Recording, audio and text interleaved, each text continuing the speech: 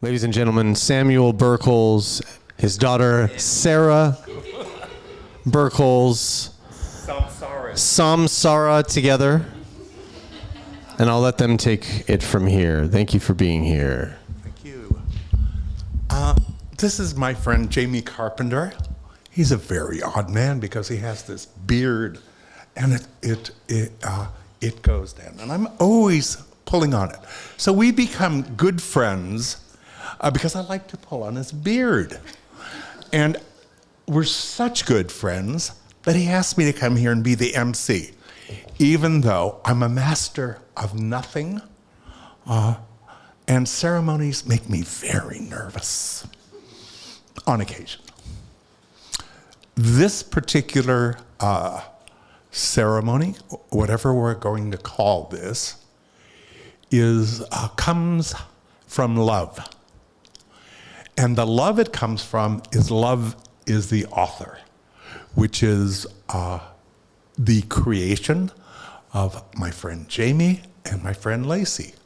It's a podcast. You've done 100? And he did 7 of them with me, which is enough to drive anybody crazy. But I know, I'm in odd places around the world, and people from Bhutan, Nepal, and Thailand, and Japan, and India tell me they heard, me on his podcast. So it gets around. It's part of the culture of the new Ojai. I came to Ojai, I think in 1970, to see the wondrous Jiddu Krishnamurti, who lived here in Ojai and then started a school here, had his foundation here, and so on. And by a set of circumstances, I became his publisher and had a relationship with him as his publisher. Actually, one of his two publishers, I believe. And my memories of Ojai are avocado soup. Back then, avocados weren't a thing. And I've never seen avocado soup again. But it was like, whoever had avocado soup? Well, I had it here, I think at the Ojai Inn or something. It was somehow associated with Krishnamurti ji. And so it makes a lot of sense to be here. My love for Krishnamurti's thought, for Krishnamurti's amazing mind and spirit is what brought me to Ojai. And love is the author that brings me here again. And so you should check it out. It's on Apple. It's everywhere. I'm doing the spiel he wants me to do, and then knocking over the. But I wanted to talk about more serious things, which is SOMA. I just met SOMA. These are a set of delightful bhakti yogis, and I'm really looking forward to hearing their love. In the tantric traditions of India, Tantra had 2 main religious schools, that of the what we call Hindus, but there's no such thing, that's a British term, whatever it was at that time, and Buddhist tantrikas. And in India, in ancient times, the philosophies and the sadhanas or practices of the Hindu and Buddhist tantrics were similar but totally different at the same time. The so-called Hindu tradition is a theistic tradition. The gods are viewed as real, and in Advaita they're viewed as no different than ourselves. For Buddhists, the Buddhist deities are viewed in a non-theistic way. They are the personification of the best qualities of no self. So it's a very different point of view, but the practices are exceedingly similar. Most of what we know about Buddhist Tantricism these days comes from Tibet, and we think of Tibetan Buddhism. This is like a professor talking. I'll try to, I'll sex it up in a minute. Don't worry. Show some leg. So most of what we think of, we call this, the tantric tradition of Tibet, we call it Tibetan Buddhism. It's a lie. It's Indo-Tibetan Buddhism. It is part of India's gift to the world. And everything in Buddhism comes from Lord Buddha and the second Buddha, who comes from the northeast of India, the northwest of India, Guru Rinpoche or Padmasambhava. Now, back in the olden days, people would gather like this. The so-called Hindus were sitting outside in this grove, and the so-called Buddhist tantrikas were sitting out in that grove. And they're singing, the Hindus a little bit more ecstatically, but they're singing ecstatically their love of aspiration to become compassionate, wise beings, to cast away ignorance. That's exactly, the religions have different names, but that's exactly what it was about. Casting away ignorance, hate, all things, and aspiring to be godlike in the two different ways. Sometimes in the Buddhist tantras, you see the gods listening to the Buddha and also being protectors of the tantric teachings. So in a place like Orissa, which isn't that different, I'm joking, than Ojai, the sadhanas would go on. And after the sadhana means practice, the devotional practices would go on. And afterwards, the yogis and yoginis from both sides met in the local charnel ground. Charnel ground is where bodies are burned when we die. And so the charnel grounds were places that smelled a little weird and had little pieces of fingers and gallbladders and everything there. And vultures were there, and the tantrikas had feasts together. Not the fingers and stuff. They brought nice food, and then they had orgies. It was very simple. So, was this the sexy part? And I'm not making this up. I know. I'm not making this up. It was like that. It was very close, even though the philosophical views were very different. The reality of being human was exactly the same, and the reality of transcending all the things that hinder our minds, hinder the minds of society, and so on. It was a way of just being free, but not with a freedom idea. Nothing preconceived. Just being with what is.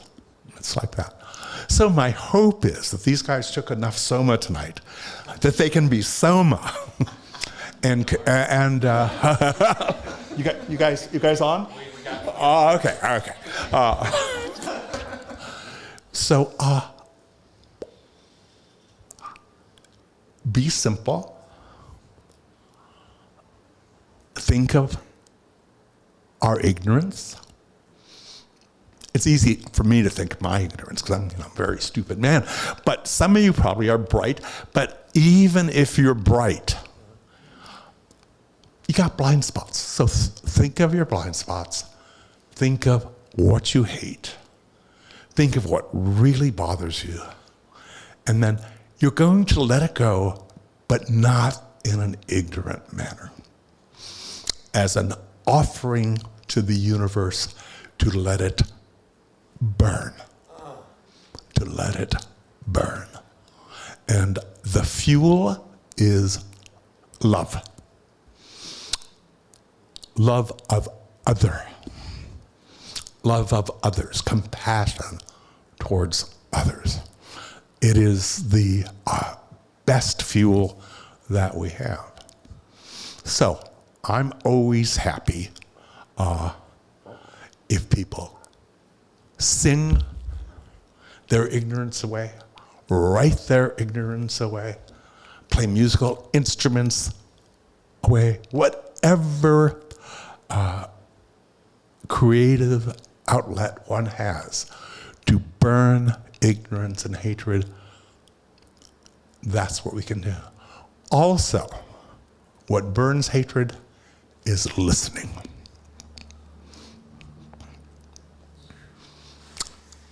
Listening very carefully. And just let the bullshit move over and just be with it. So, this is my first offspring, my so-called female offspring. We call her Sara, and we have I'm Sam, she's Sara. It's we have a Buddhist joke going right from her birth, and then my root guru gave her the middle name Hamsa, which means great swan, and it's a very beautiful Sanskrit name. And there's another pun, which is Sarahamsa.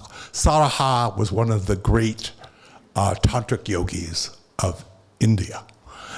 Perhaps the founder of the Mahamudra, our great symbol school. But I'm not going to play professor here. Which of your gurus named her? Trungpa Rinpoche. Yeah. And actually, she wasn't just named, she was ordered a la carte. Can I tell this story? I'm unfiltered today. Something went wrong with me. Her mom and I, married, great life, didn't want to have children. No way, And we moved from the San Francisco Bay Area to Boulder, Colorado, to be part of the Vajrayana community there. And one day, I get a message from Rinpoche, says, you and Hazel have to have a baby or two. And, this really upset our world. And I asked why. And his answer was simple.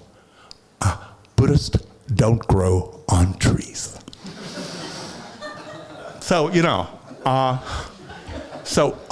this is a product of something that didn't grow on a tree. You were born on a tree.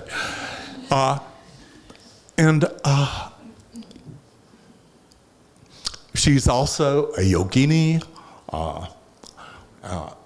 What's that crazy diet you do every year? Oh, she's also Ayurvedic. I mean, she's a weird, this girl is a weird Buddhist. She could teach in this place, any day of the week, It's like, But she's a Buddhist, but she's named after Sara, one of the greatest Indian Mahasiddhas also. And it's not all that different. It's not all that different. The only real difference is this theism, non-theism. That's what it comes down to. And that can be transcended because there's something called Advaita, which is non-dual, which transcends the sense that the God or whatever is outside. It's something that exists outside. Advaita doesn't have that view, non-dual. So it's something like that, oversimplified, of course, for Ojai consumption, because since we're in Ojai, but very close to the truth. So I was asked to bless this, and my trying to be a comedian doesn't bless much of anything. However, my Sara Hamdatha, my baby girl, she can chant nicely. If I did the blessing chant, it would sound like a couple of goats and sheep, doing this blessing chant, and you'd all leave. But she's kind enough to be here, and she is going to chant an invocation of how to cast away ignorance, how to cast away hate, how to burn the fire of the passion that is compassion, and how to be simple, just like the Buddhist deities of Avalokiteshvara, Amitabha, etc. So, what's the title in English? The Palace Assembly? The melodious tambura of the lotus, the concise fulfillment of the dakinis. Okay. Can you say that so people can hear it? 1 second.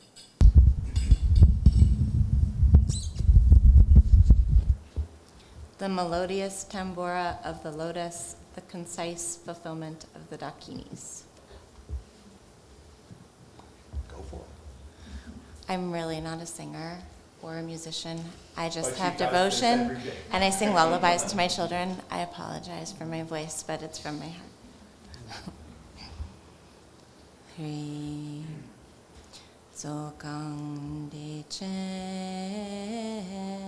Pema Now Jor De Chen Drupapo Damze De Chen Du Tsi Che Mejung De Chen Tring Pong Tro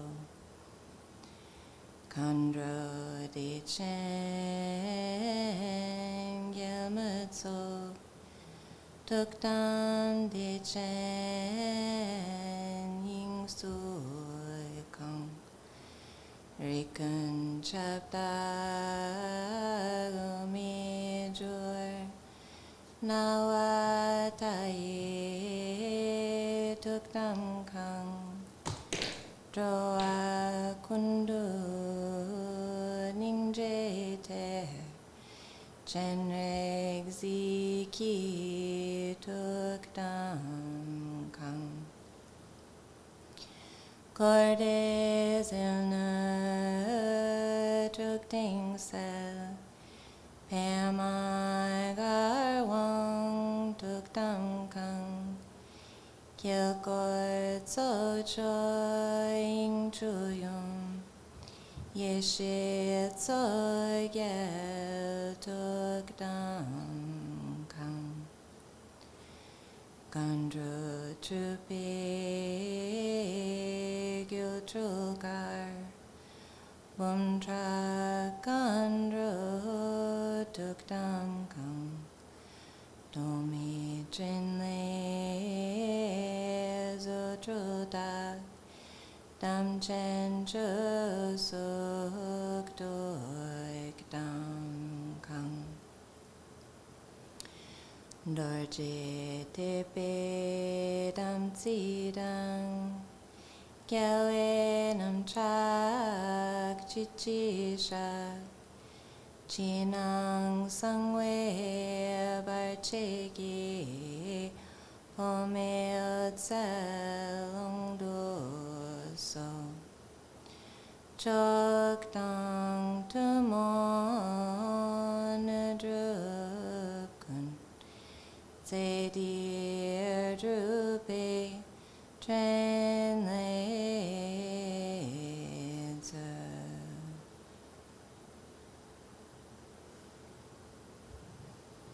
That is the blessing of Buddha Amitabha and the Dakinis, which are the female Buddhas. And it's simple, and the nature of it is Sukha or Deichen.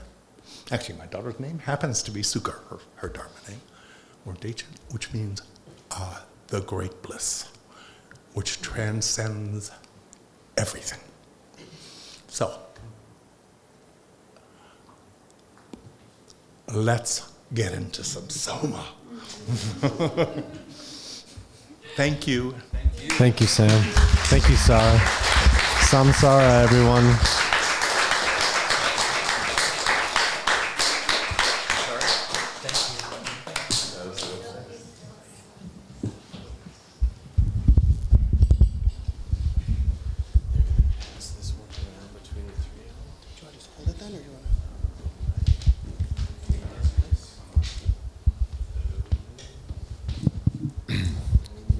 Om. Om, om, om, om. Check, check, check. Syllabus.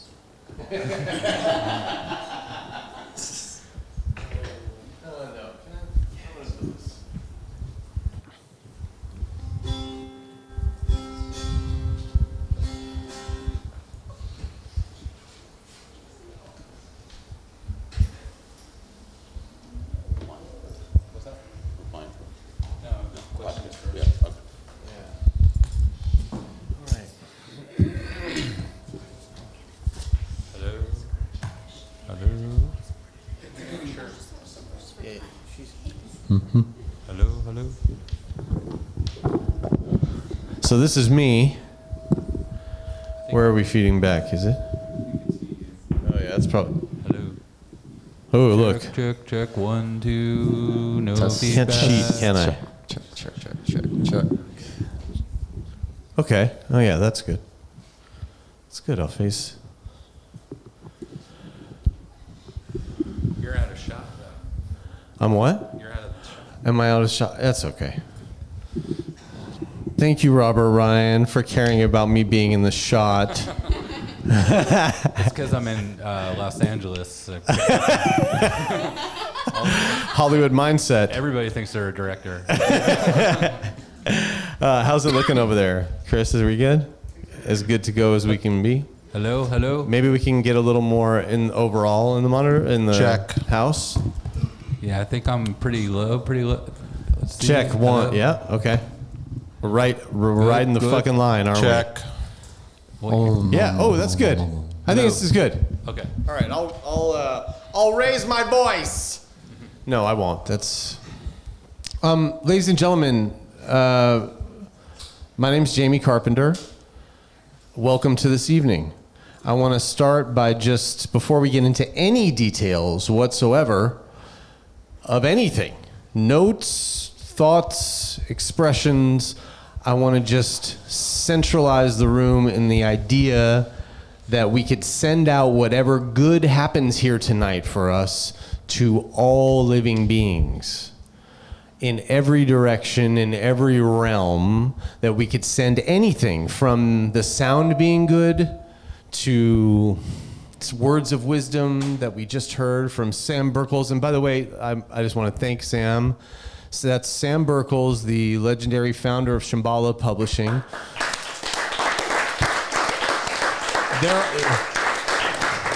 And his daughter Sara, who runs Shambhala now with her brother Ivan and others.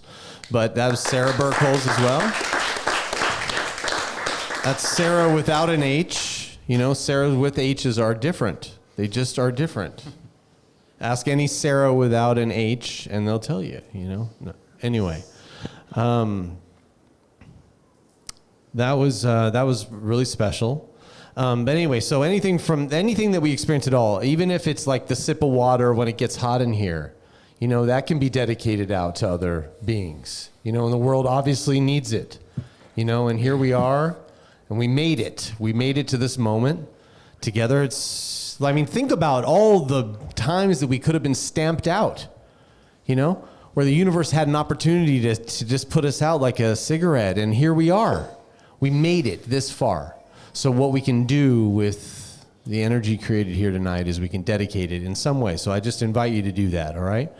My name is Jaymee Carpenter, and this is Love as the Author stepping out into the community a bit. We've been here in Ojai for 8 years, and we've been kind of keeping things quiet over in our little house and having little gatherings. And I do a podcast called Love as the Author, and I've done it from my home as a labor of love for years now.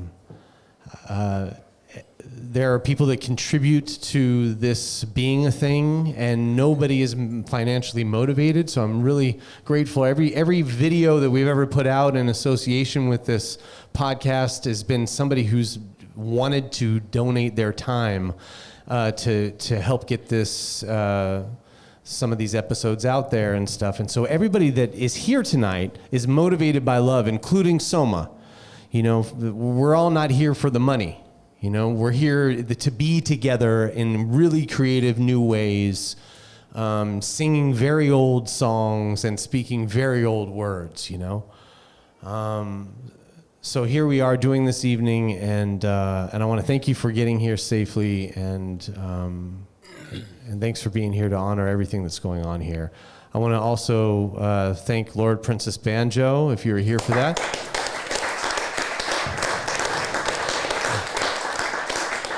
And I'm going to bring it up again, but I've heard from at least one band member that Lord Princess Banjo was something very special for them. So we'll get into that. So before we start, I want to introduce SOMA, who are the guests here tonight, and they've traveled all the way from the Mystic East coast. Robert Ryan has been on Love as the Author like 4 or 5 times, and I'm second to Sam. Yeah, that's true. Coming Nice. up right behind you, Sam. But we have created a friendship through meeting, through doing the episodes together, and I just want everybody to introduce themselves before I elaborate to fuck.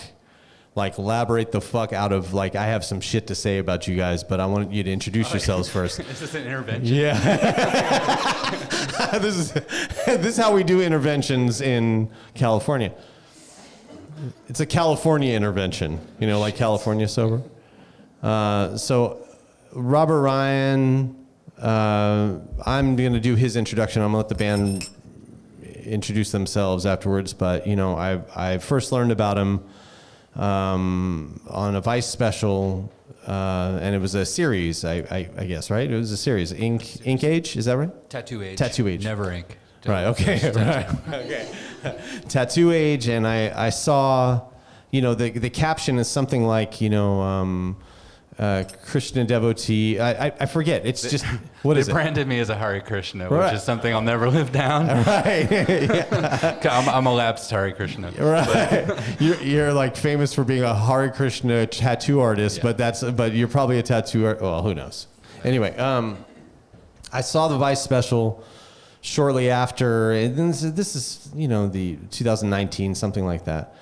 And then Robert started showing up on Duncan Trussell's podcast, and I heard these long-form conversations with you guys, and I I had this strange feeling that I was missing in the conversation. I've never had that feeling before. I was like, I should be in this conversation. And which is, it could be seen as egoic, and maybe it is, but it could also just be this, a karmic link to explore. And so listening to that conversation and then others, you were mythologized in my mind as somebody who's out there who is living the same life that I am in private, which is just all-day practitionerhood, and bringing that into everything and not having any separation for that, where we're like, oh, we're going to spiritual practice over here. It's like this all-day thing, and I hadn't seen it like that on somebody who was out there doing a countercultural art form or something like that, blending, sort of biker culture and tattoo and skate culture and hardcore music and you were kind of a god of that world, from a distance, and so we've built this relationship since over the years, and I'm super grateful for it. And I still just see you as this disciplined person, but that's Robert Ryan. That's my intro of Robert Ryan. With the caveat that now you know that I'm not that disciplined person. To the now that you know me. That's wildly inaccurate, I have to say, because I was watching you at the Hollywood Bowl this last week, set up, and I saw all the other guys who I just adore you guys so much. Seriously, it's just such a pleasure to know you, and you guys are all so warm, and I can't wait to hear from you, and we'll get to you some year.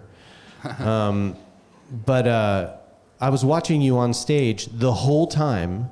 You were in the discipline and order of getting all your shit tight. And the other guys I was making eye contact with from the audience, and they were giving the peace sign and stuff.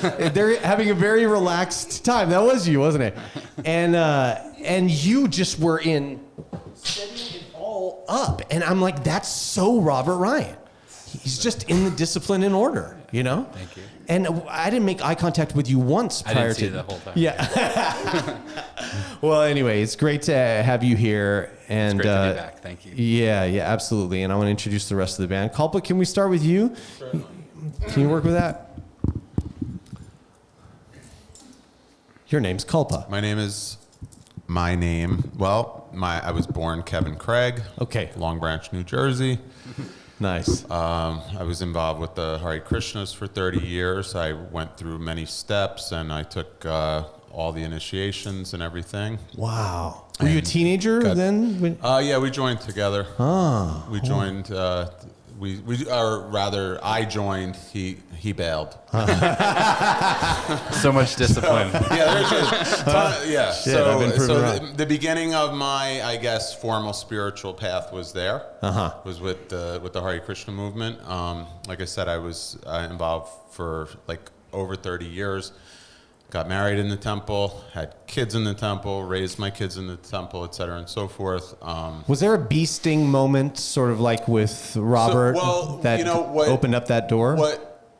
That opened up that door to 30 years? I mean, was there a bee sting moment where it's like, we were talking about it in the car today. We were talking about as kids, you get involved with martial arts. Yeah. So we've different times in different places, but we discovered today we both took judo when we were kids. Nice. And his sensei was a Green Beret. Mine was a philosophy teacher at West Point Academy. Whoa. So in one sense, he was my first spiritual teacher. He was just just the way he talked, and he was very kind of philosophical. And he gave me the Miyamoto Musashi book of 5 Rings. Okay. So that was my introduction to the Eastern world. Wow.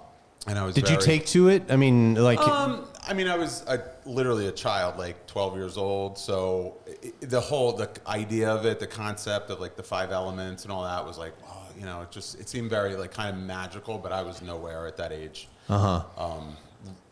None of that was opening inside of me or showing me anything. Gotcha. But did you have a strange fascination with that kind of stuff? I mean, it's opened up. I maybe as a young child, the idea of just obviously something higher was there, something existing, no face to it or really no name to it, and So same sort of course for myself. We got into hardcore music like young kids, like 15, 15. Played a lot of. We were in different bands, played a lot of shows together, growing up, and a lot of the same friend circles. We were both from beach towns, kind of, but there was no rivalry. It's the same idea. It was like the beginning of like the punk sangha. Oh, there nice. were so few. Right? It's Yeah. like you kind of had to like at least invite everybody in first and try to build the unity between everybody as kids and everything. So skateboarding, surfing. What would you say musically in relation to hardcore music, kirtan elements are? Where is there similarities in kirtan elements? So for me, that's a good point. So where we joined was the Brooklyn Temple in New York City, and the kirtan there is famous, like on the East. Yeah. It's just the most, it's like a mosh pit. Like there's people jumping all over each other. It's still sort of the thump is, when there's that kind of thread, that fine thread that runs through all music that just has that kind of hit to it. That kick drum, like when you walk into the club, it hits you right here. Yeah. It really hits the Murdunga nadis too. and Just everything opens kinda you up pops, and has that feeling, and that's what kirtan was. And the Wow. group. Sorry, No, the group participation. The call and response. Right, Everybody's part of it. It was just a much more organized, sophisticated hardcore show. Everyone's just singing, going crazy. Everyone's just sweating, Losing it. No pretense. You lose inhibition and ecstasy. Right? That's the goal, is to reach this ecstatic state within yourself that every person has. But it's just a matter of like who's willing to access that. People hold back from allowing themselves. This is a nuanced question around hardcore music and kirtan music. Would the elements of a hardcore mosh pit or the elements of aggression in it, does kirtan solve in a weird way, or does it mimic the sort of the aggressive element, or does it kind of resolve it? I don't think it's so much of the aggression, but the intensity. Like Nice. there's a lot of intensity in kirtan. There can be, and it's not very popular nowadays. I feel kirtan's become more like wind chimes. Popular kirtan. Yeah, wow. But when the Shakti's True. building, and the At energy's the dentist, building, they play kirtan music. you might hear some like Enya-esque sounding kirtan stuff, but Right. but yeah, and you're driven by the beat, you're driven by the spirit, you're driven by the association. That's what I wanted to share. Really, was that the hardcore and punk scene, and going to the temple in kirtan.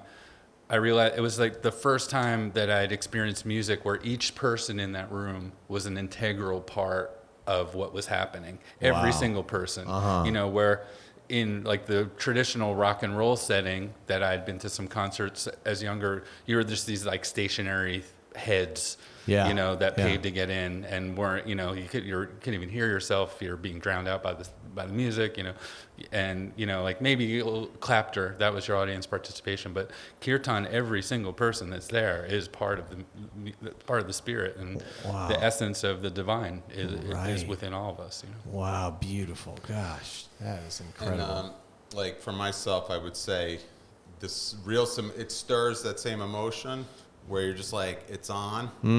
Like, what do I do now? Like, you get that like potential. Yeah. It's like hardcore and kirtan. Right. Gives you that feeling of like you're just like, what do I do?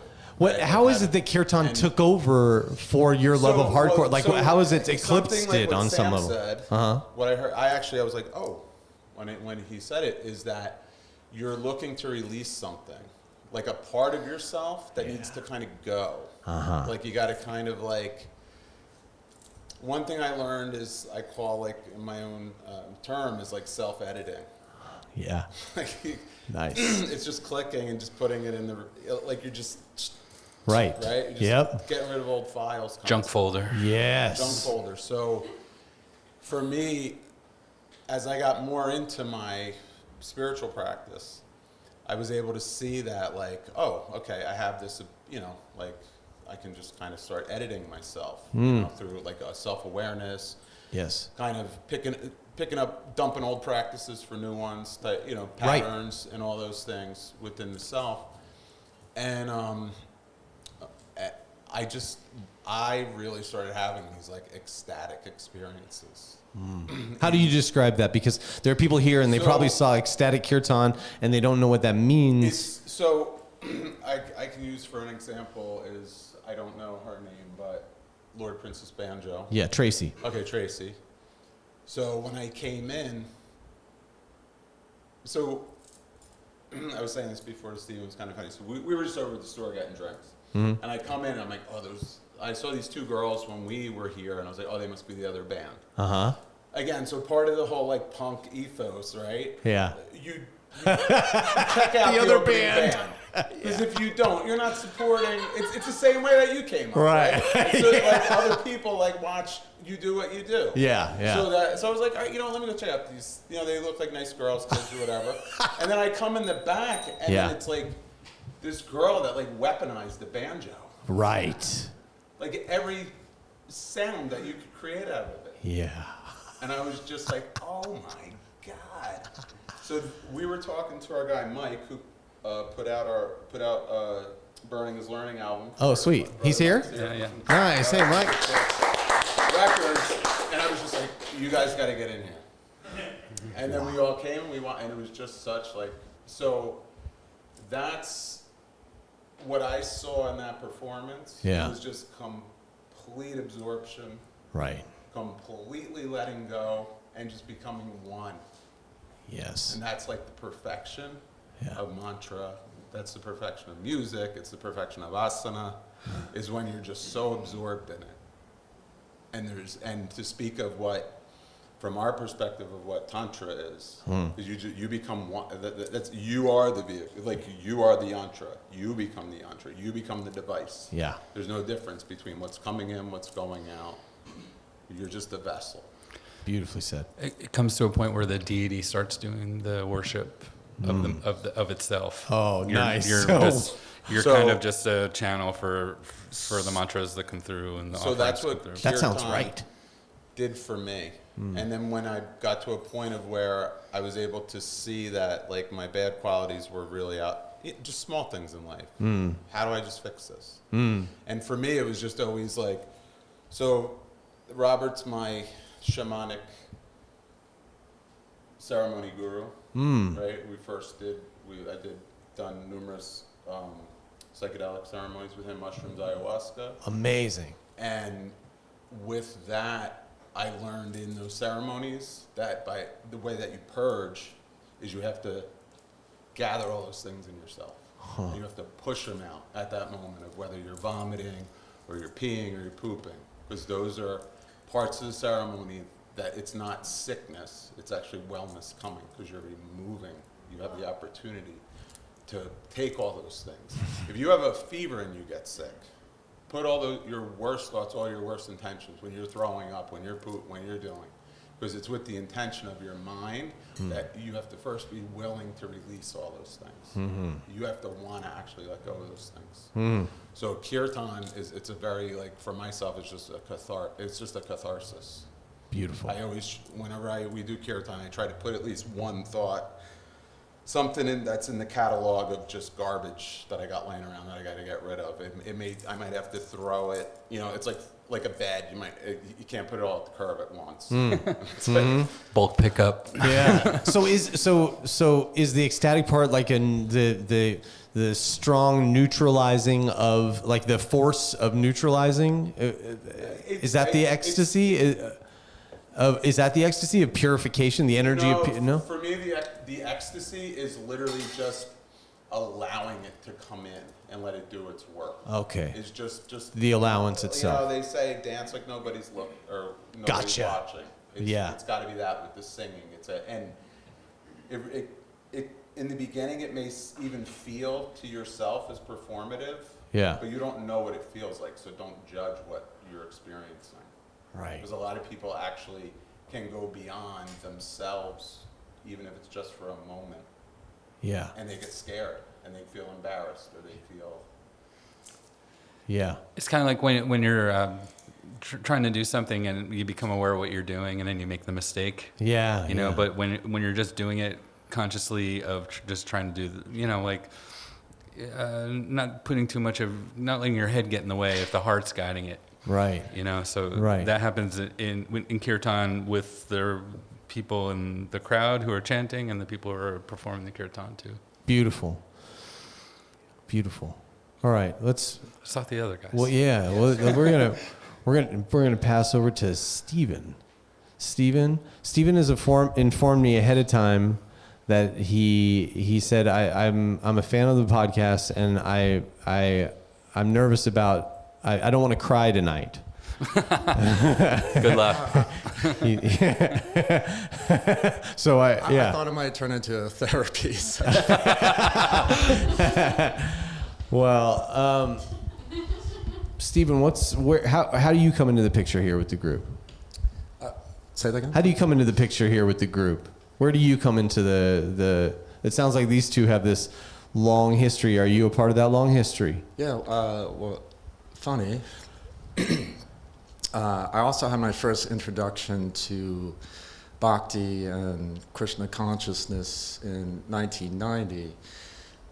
Similar to these guys, I actually knew of them, but we weren't that connected. Other friends, mutual friends of ours, brought me to a same temple in Brooklyn, and unlike Kalpa, he was like, "I'm not leaving," and for me, I was like, "What's going on?" Really?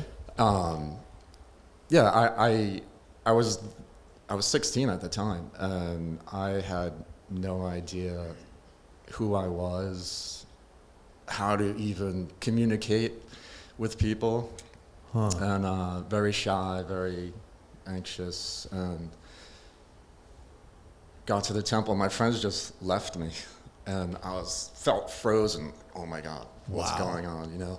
And had you ever been anything like that with the colors and the just everything that's going on there? Was it just as foreign? That, aside from growing up in the Catholic Church, that was my first experience, and I mean it was amazing. It was frightening, and I had all these different devotees come up, not trying to sell. They were trying to sell you. Yeah. I didn't want to say it, but yeah.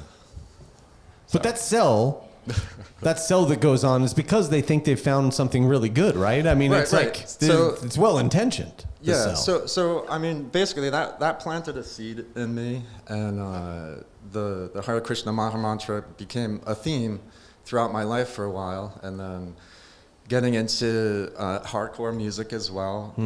It's like we were on the same journeys, but same path, but different lanes, and and now we have met up.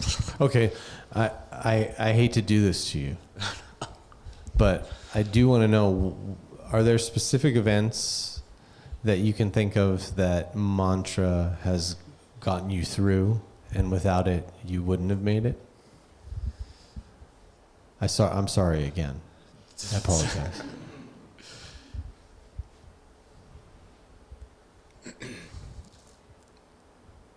I can't recall like a specific, at this moment, I can't really recall a specific event but once I started bringing the mantra into my life, like Kalpa was saying, you start to become absorbed. If you can let everything fall away, it starts to take the veil away, pulls the veil away. You have all these different layers, and once you can get deeper into that, it's once it gets into your heart, and specifically the Hare Krishna Maha Mantra, it's not what can you do for me, it's what can I do for you. And once you adopt that kind of serving mood, it changes everything. Okay, so here we're gonna transport you right from that to what I saw a couple days ago. Okay. At the Hollywood Bowl, you on the Jumbotron, doing that chant, leading that chant with your group. Oh, go ahead. What? Go ahead. Are you going to correct something? Yeah, so I had a moment of just this welling of emotion, and I still can't, I still haven't processed exactly what was happening, but being in that moment, I mean, I have such love and reverence for these guys. That makes me choke up a little bit, but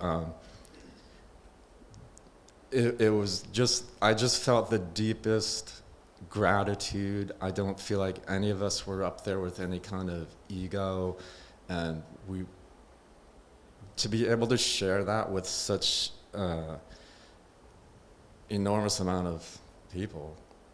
Yeah. We only found out 2 days before it happened that we were doing it. So we were like really thrown into the fire. For anybody who wasn't there, we opened up for Tyler Childers. And who is, just for a second, I know people know his music and stuff, but seeing this show, the guy is like a Justin Timberlake level, like athlete, singer, like who does not tire, who is a fucking entertainer. Yeah, full.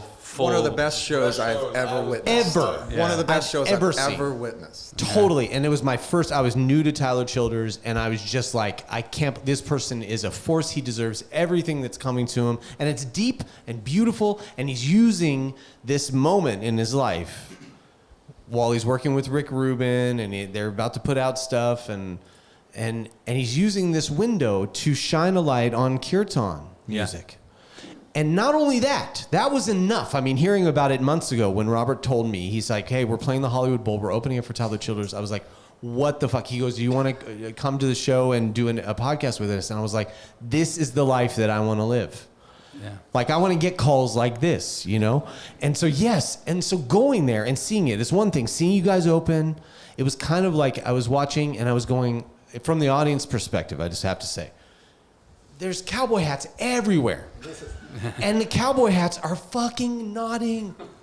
Like, it was so amazing to watch these cowboy hats, like, people tripping out, like, getting into it, you know? Feeling it. So that's enough. Like, that was an injection of enough where I saw that and I was like, this is so special that he's done this, right? Then the guy comes out, Tyler comes out and rips for 2 hours. Just puts on a fucking clinic. It's insane. Goes in the audience at one point.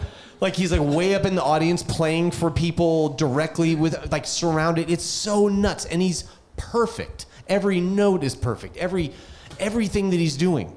And the band is insanely great. And I'm just having the time of my life. I don't expect that you guys are going to be doing anything next. But at one point, deep into the show, he brings things down to this low level and he addresses the audience and he thanks SOMA specifically.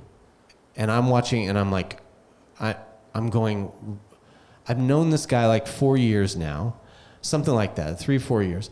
And I know how all of these mantras and this world came to him. Somebody just came up to him and said, you're under arrest for smiling. And it was a Krishna devotee. And that's how this whole thing started. Going from that to this moment, Tyler Childers on stage after ripping, brings everything down low, thanks SOMA, thanks Robert Ryan directly, and said that he's wanted to spend time with you and he got a chance to on this trip. Addresses you to all these people, right? And then goes into, things get dark and he plays a song or something like that, and then everything gets dark and you guys appear on the hill. And you're illuminated, and the Krishna mantra is starting, and the people that are around me are starting to sing, and they've never fucking sung this thing.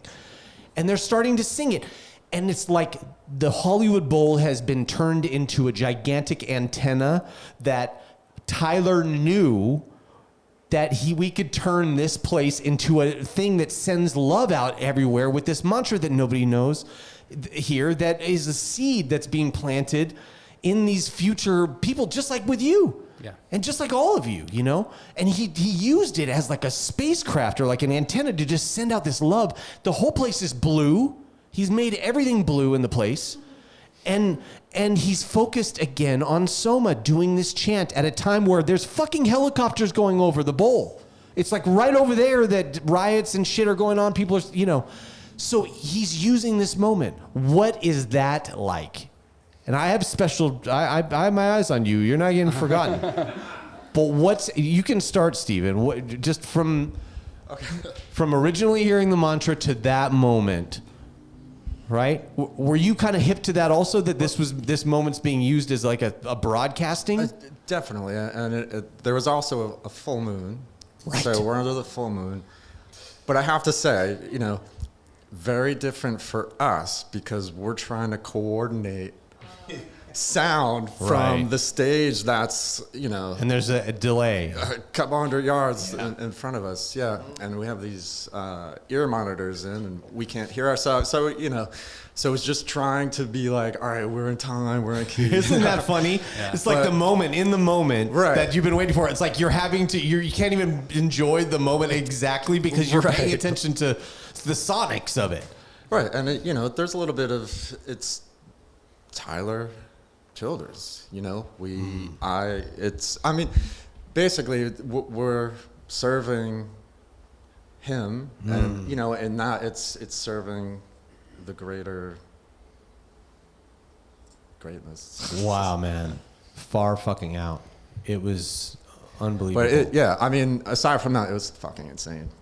Yeah, it was insane. Perfect. It was the most surreal moment of my life, for sure. Yeah, please, will you say a few things about that? Well, Just you touch know, into like that for a second. we're playing other shows with him on the East Coast. We're playing 3 shows. Mm-hmm. He invited us specifically to play the Hollywood Bowl, you know, and to fly across to play it and to make it happen and put this whole thing together.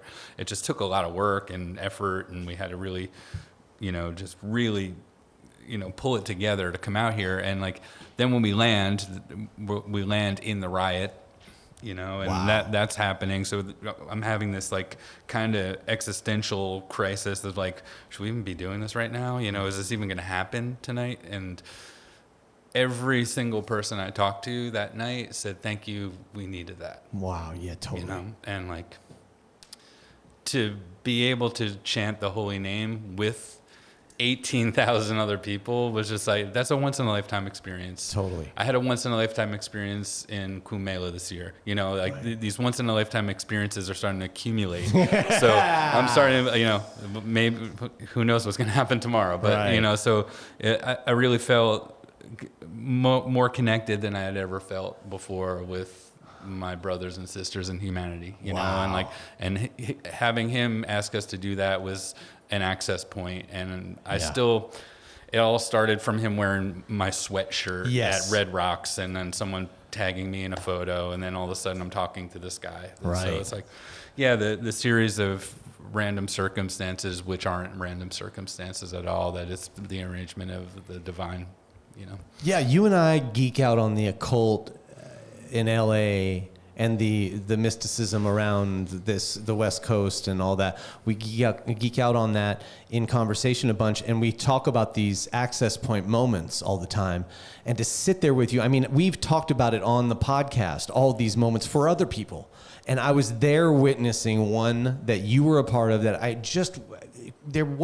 there couldn't be a better ambassador of that moment. So I'm just so happy for you. It's all absolutely. Just, you know, I just know you a little bit more, so longer. So that's the extra that I'm giving your way. Anyway, let's talk to the drummers. Yeah, for real. You guys are on stage. Stephen, could you give them the mic? And would you introduce yourselves, please? Hello. My name is Vasudev. I play percussion in SOMA. Yes. Yeah. Okay, so what's it like for you being on stage? And by the way, thanks. You were the first person that said hi to me from stage and looked over and made the connection. Then I connected with Stephen a bit, but it was very sweet. and good to connect with you. And I can feel your sweetness from that far away. Wow. Isn't that crazy? You know, It was a very sweet moment. I'm glad we got to share it together. Yeah, beautiful. Yeah. How do you come into the picture here with the fellas? So I actually met Shivanesh first. I had gotten some work from him in the past, and then, you know, kind of just seeing each other about town or shows or something like that. It was very like acquaintance type relationship. But I met Kalpa because Kalpa used to do this. Stephen, funny enough, used to partially own this yoga studio, or fully own this yoga studio. I don't know. Regardless, it was his yoga studio. And Kalpa used to do this program there called Garden of Gita, where he would do like a little Bhagavad Gita class, and there'd be some singing and stuff like that.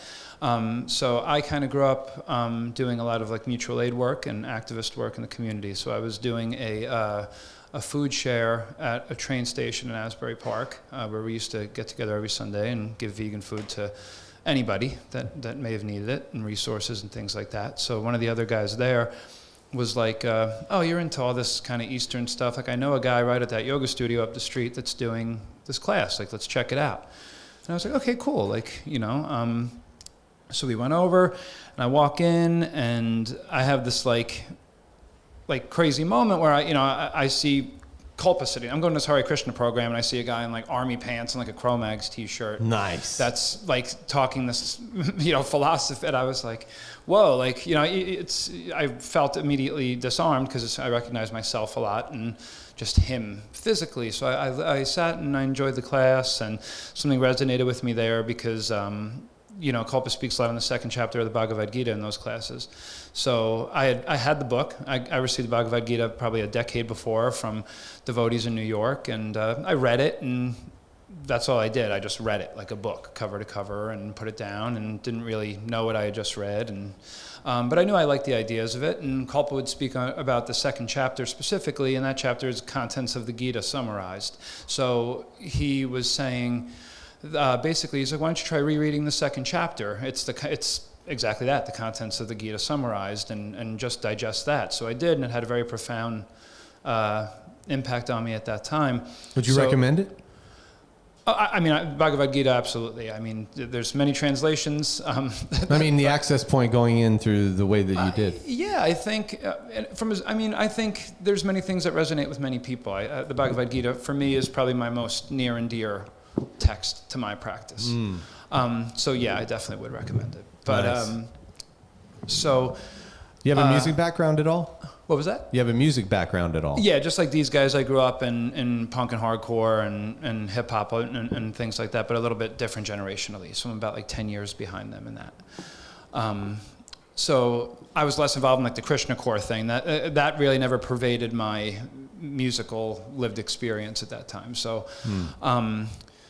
but yeah, so I contacted Kalpa shortly after that, and I was just like, man, I found him on Facebook or something, and was like, that class was like really, really special, and I can't stop thinking about it. And he's like, have you ever been to a temple or anything? Like, why don't you come to a temple by where we live in New Jersey and go meet the deities and just check things out? So I went, and I had darshan of the beautiful Radha Krishna deities there, and Kalpa gave me a japa mala and just a basic set of instructions. And since that day, we've pretty much been attached to the hip. So and through that, these guys used to have a kirtan group called Mishra Bhakti. And not as catchy of a name. Not as catchy, definitely not. But it was my first real exposure to kirtan, and kind of as Shivanesh had alluded to before, like, and this isn't any type of critique on it, but kirtan now, it's very popularized as this very like tranquil, soothing experience, which I think is also really, plays a sweet role sonically. But when I saw them, I was like, whoa, this is like hard. You know what I mean? Like it had those reflective qualities of, hardcore and hip hop kind of rhythms, and that raw, almost aggression or just, intoxication to it. Mm-hmm. And, it went from me just enjoying it to every now and then I get to sit up there and like clap with those guys or hit a bell or something like that. And as that slowly dissolved, we had kind of just talked amongst ourselves about like, this vision that kind of everybody shared collectively, where it's just like, what if we made more, obviously devotional music, obviously rooted in these traditions and in this style of this raw, aggressive kirtan that we enjoy, but kind of incorporating some of the more, ethereal elements to it. And leaving the idea that kirtan is so commonly found in temples and places of where austerities are and things like that, or in a preaching context where it's somebody you might encounter as, maybe wants you to pick up a book or wants you to take something home. But we were like, what if, why not bring it to like the bars or to the concert halls or to places where, maybe just people can hear and enjoy the music for what it is. And, when you hear it, when you repeat it, even if you don't know what it is, there's still merit there. There's still benefit there. So just to provide people that touch point was kind of our idea for SOMA. And here we are 6 years later, something like that. Nice. In our bio, it says from yoga studios to bars to cremation grounds. Yeah, we'll play anywhere. So which are all true, and which we played all. Yeah, fuck yeah. Yeah. So. Charnel grounds, even. Yeah. What? Have a good orgy? Always. What orgy's not a good orgy?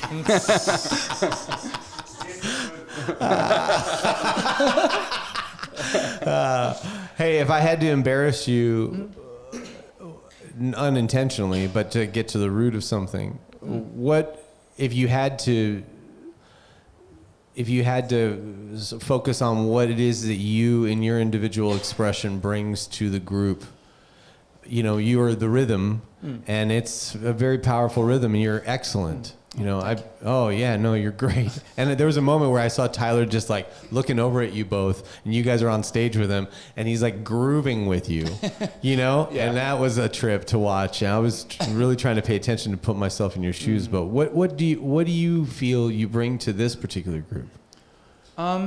It's hard because I'm surrounded by 4 people that not only do I deeply love, but I deeply admire. Like these guys play many roles in a family sense in my life. They're my brothers. A lot of times there's paternal wisdom. There's a lot of things where, I look to them for, both sangha and support and love, and that's always there. But I think my role for me is very much, I try to play the role of a student, but I also try to play the role of inexperience. And I don't mean that to sound like self-deprecating, but we have many members that have been with us for short amounts of time, or people that kind of played with us shortly, and then for one way or another it's wound up with this lineup for a reason. But we had a few different percussionists. My initial intention was to play a drum kit and then to just kind of play like the more ethereal or rhythmic parts of things, and then we could not find a mridanga player. And I grew up, playing percussion, but I'm not at all classically taught. I never studied music properly on any instrument.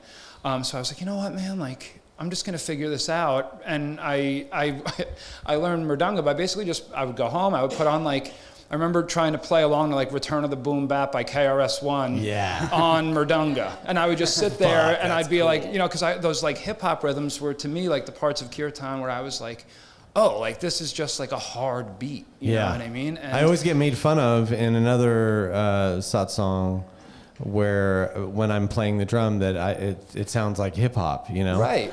The guy gives me shit all the time, like it sounds like hip hop, and I'm like, I'm a hip hop drummer. I don't know how to do this, but you need somebody to do the thing for now to get through it. I'm your person. Oh, totally. And my intention was obviously to grow with the instrument, and I'm equally as immersed in listening to kirtan or other types of Indian music and Middle Eastern music and all types of music, really. But that was some of my first exposures to that and trying to learn that instrument in that way. So through that inexperience, I really think in a weird way it's kind of brought like a very unique sound to our presentation. And so in that regard, I think my inexperience is probably what I bring the most. Man, you perfectly talked about yourself without talking about yourself. That was amazing. That was amazing. That's the way to do it, really. Excellent modeling. He's also the lead organizer in the band, too. He takes an organization role, which is, like, huge. I was going to mention, well, the reason I asked you that question was because I saw at the beginning where you and Robert were actually, like, the ones that were kind of arguing over the sound, not arguing, but sort of like, oh no, we got to do this. You guys had this thing going, and it looked like band sort of, band dynamics, you know, and there was love, of course, holding it all together. I'm not saying it looked weird, but I saw that and I was like, wow, he's carrying a weight in this group, because I was just getting exposed to you guys. So I didn't, you know, I don't know how it all goes, what the situation looks like, but you're carrying something, you know, and it sounds like the respect is due. Yeah. Anyway, that's probably not the word I would have used, but I ran out. Okay, well, yeah, I suppose let's move on. I want to hear Nataraja. What's up? Hi. Hi, everybody. I'm Nataraja. I'm the other drummer. Nataraja, what does your name mean? Well, it's another name for Lord Shiva, who's the Lord of the dance, but not dancing, you know, physically, the dance of creation, preservation, and destruction. So the whole cycle of life. Beautiful. When does a name like that come to you in your life? My teacher gave it to me. I took Nama Diksha a few years ago. And he picked it for whatever reason. He picked it. Did you have much of a background? And I mean, was this how long has this lifestyle and these practices and this, you know, this path been yours? So, if I'm going to be completely honest, I've been trying to do some sort of meditation my entire life. I have a very busy mind, like probably most of us do, and I always had trouble sleeping, so I'd like lay in bed and just try to find this balanced place. I mean, like since I was a kid, but then I wasn't exposed to yoga and Eastern philosophy until I was in my early 20s. And first, my main goal, or like the main interest, was always meditation. And then I would, you know, be reading all these different books, and yoga was always mentioned next to it. And so I was like, okay, I know these people at the yoga studio that live near me, so I'll go try, because I can't sit for more than 5 minutes without my legs going numb. And so I just got into it for that. But then I was very lucky to go to a place that was rooted in bhakti yoga and the more you know, philosophical teachings, and they're very sincere practitioners. They were students of Swami Satchidananda, and also had, you know, they never met him, but were devotees of Neem Karoli Baba. And so this family, actually, they knew I was a musician because I was friends with their son in middle school, and like I'd been playing music with them for years. And they asked me, like, oh, do you know about Kirtan? And I had no idea. And so the first thing, because I think this guy knew, you know, he knew me as a teenager and knew this sort of like angsty vibe that I was given. And he played me Bhagavan Das for the first time. And so that was what really got me hooked. And then, I mean, I could tell the story 20 different ways, but it just snowballed in every direction from there.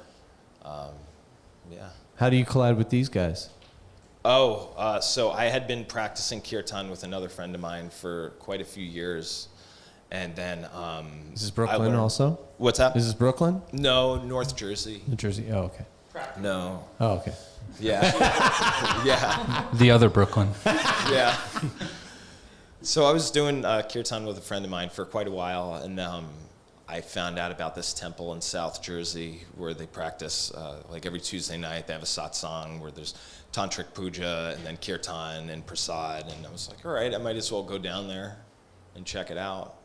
And I walked in, and very similar to Vasudeva's story with Kalpa, I walk in, I sit next to this guy who's got a Slayer t-shirt on and a choking victim tattoo, and I'm like, okay, like, these are my people, you know? And then, I don't know, I guess we just started shooting the shit and hanging out, and then like a year later, they asked me to be in the band.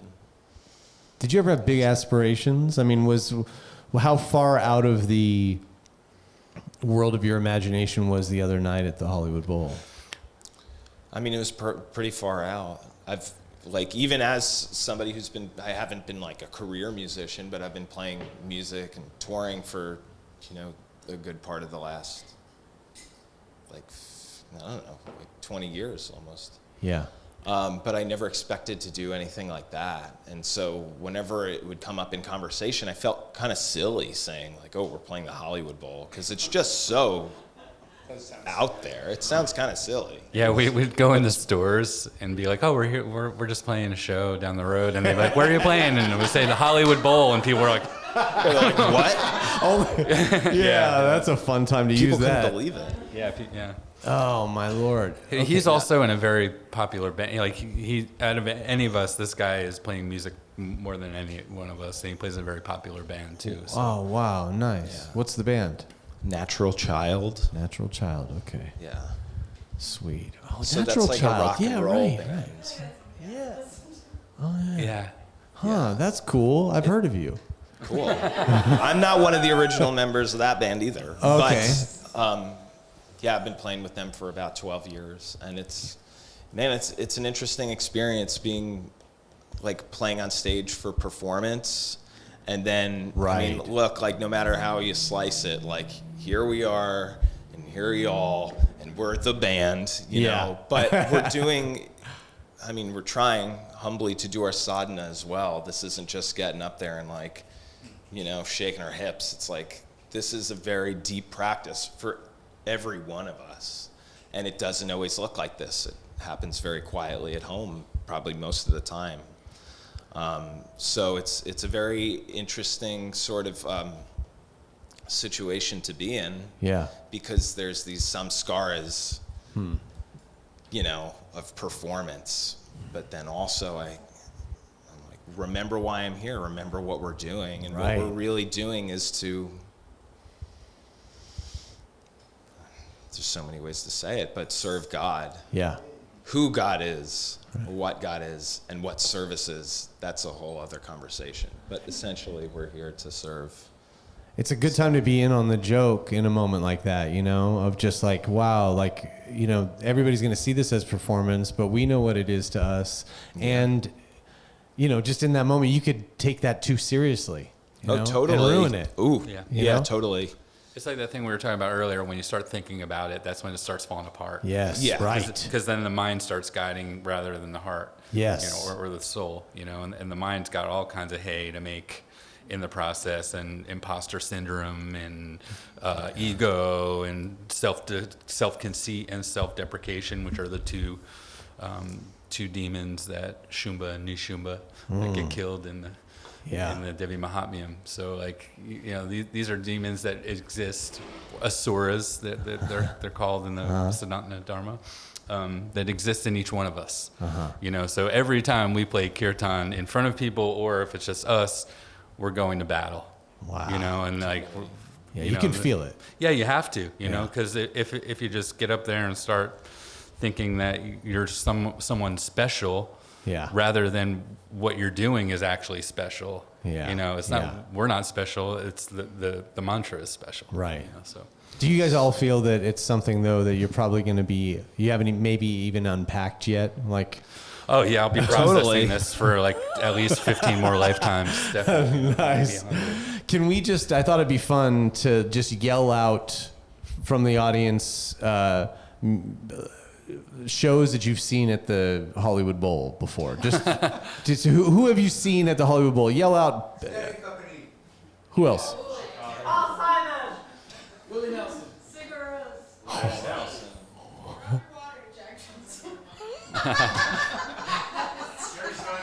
Nice. Fuck. I never heard of any of those people. Wow, bucking.